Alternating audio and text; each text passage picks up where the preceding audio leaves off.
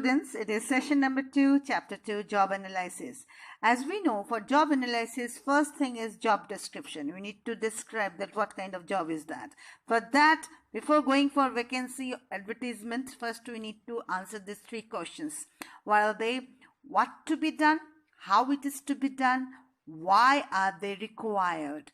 So if you can give this answer, you will be describing the job accordingly. In other words, job requirement actually emphasize the job requirement. That is what is job description. Now, what are the details given in job description? It's there on your screen. Please jot down, write down all this. Job title, organizational location, supervision given and received. Then it's the material, tools, machineries, equipments worked with, designation, immediate superior who will be your boss, then the salary level. Lot of varieties are there in the salaries. So incentives, wages, method of payments, hours, shifts, etc. Then complete list of duties to be performed. What kind of duties to be performed? Is it daily? Is it monthly? Is it casual? These are the things. Then the definition of unusual terms. If there are unusual terms are there, it should be mentioned beforehand. Coordination of work, location, time, and all these hazards which are related to the job. The training and development facility which is required, that also has to be described beforehand. Promotional chances and all these things should be described beforehand. Now students, I have given the relevance of job description clearly in this flowchart. Please go through it. First, it is skill needed. That is important. So the relevance of job description. Number 2, educational qualification which is required. Organizational goal. And then the duties and responsibilities and the salary ranges. So students, go through all this thing. Students, you can see in your book the specimen. Specimen means this is how a job description should look like. First is the job title, where you have to specify what kind of job title will be given to the person who is going to get the job. Then the code number, the department he is going to serve, the job summary. Job summary means what he has to do exactly. Have seen? And then the working condition, what kind of condition he has to be given.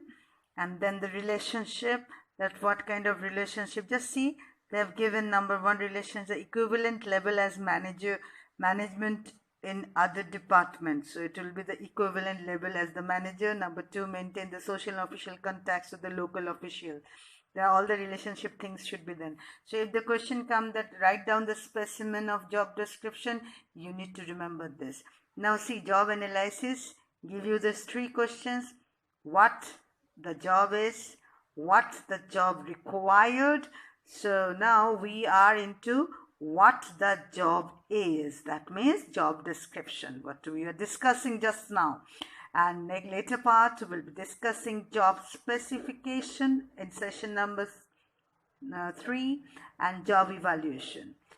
Next, we will be just final topic, and that is the distinction between job analysis and job description.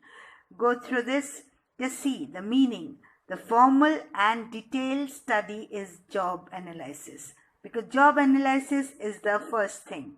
And under job analysis, we have got this job description and job specification. So now, the job description is on the other side. What is job description? The meaning is a statement describing the nature and the contents of job. Next, purpose. Purpose of job analysis is what? To serve as the basis for various HR function. So job description is one of them. But job description only guide. What kind of guidance they give to whom?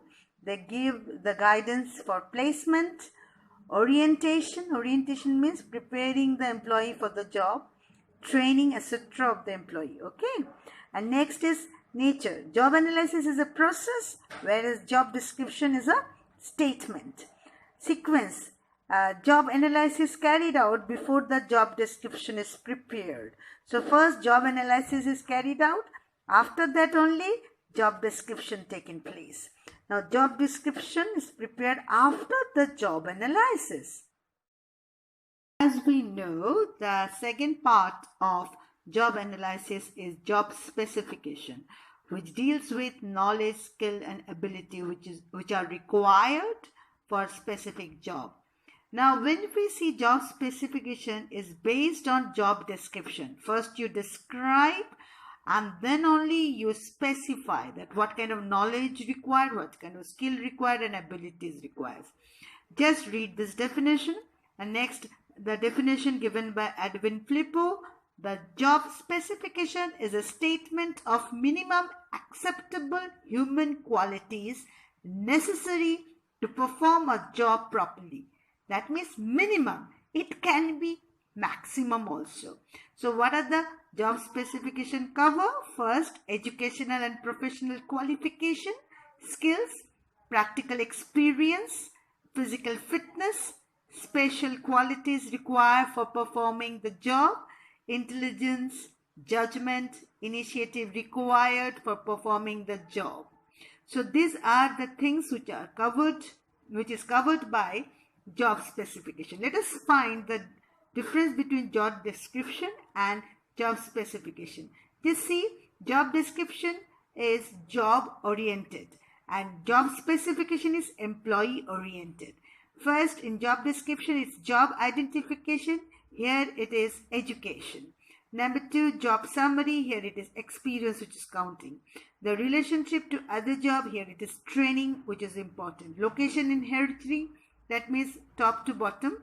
All these things are here. Please go through it. I know you can do it. Thank you. End.